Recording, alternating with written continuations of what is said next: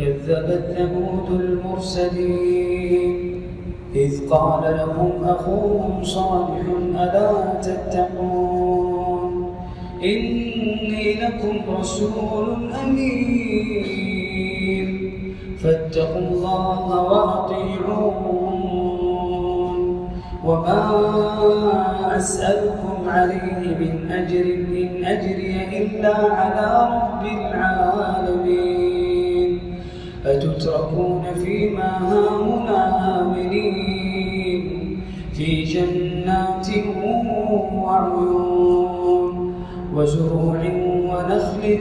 طلعها هضيم وتنحتون من الجبال بيوتا فارهين فاتقوا الله وأطيعون ولا تطيعوا أمر المسرفين الذين يفسدون في الأرض ولا يصلحون قالوا إنما أنت من المسحرين ما أنت إلا بشر مثلنا فأت بآية إن كنت من الصادقين قال هذه ناقة لها شرب ولكم شرب يوم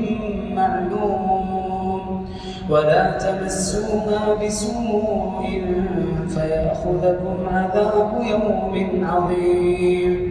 فعقروها فأصبحوا نادمين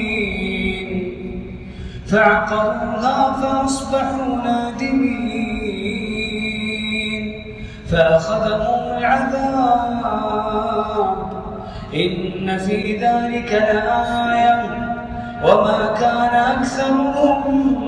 مؤمنين وإن ربك لهو العزيز الرحيم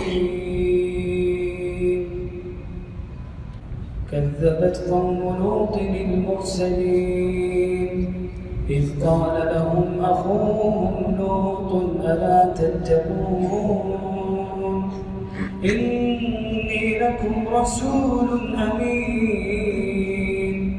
فاتقوا الله وأطيعون وما أسألكم عليه من أجر إن أجري إلا على رب العالمين أتأتون الذكران من العالمين وتذرون ما خلق لكم ربكم من أزواجكم بل أنتم قوم عادون قالوا لئن لم تنته يا لوط لتكونن من المخرجين قال إني لعملكم من القالين رب نجني وأهلي مما يعملون فنجيناه وأهله أجمعين إلا عجوزا في الغابرين ثم دمرنا الآخرين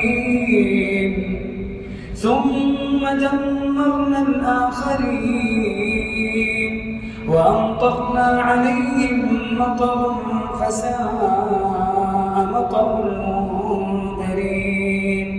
إن في ذلك لآية وما كان أكثرهم مؤمنين وإن ربك لهو